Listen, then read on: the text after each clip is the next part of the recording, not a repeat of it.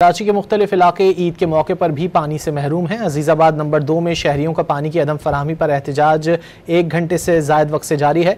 एहतजाज की वजह से ट्रैफिक की रवानी शदीद मुतासिर है। तफसील जानेंगे डॉन न्यूज़ के नुमाइंदे इमरान आहत खान से। इमरान, बताइए अब क्या सूरत हाल है? बिल्कुल, इस वक्त हम मौजूद हैं अजीज़ाबाद नंबर 2 में। आज ईद का पहला रोज़ है। लोग कुर्बानी करने के बजाय अपने जानवरों की यहाँ पर एहतजाज करने के लिए मजबूर है। पानी की अदम फराहमी के खिलाफ लोगों का कहना है तकरीबन 1.5 माह हो गए यहाँ पर अब तक जो है पानी नहीं आ रहा, जिसके बायस आज के दिन ये यहाँ पर सरापा एहतजाज है। उनका यही मुतालबा है कि वाटर कॉर्पोरेशन के तौर पे इनको पानी दे। कुछ लोग हमारे साथ मौजूद हैं, इनसे बात करते हैं।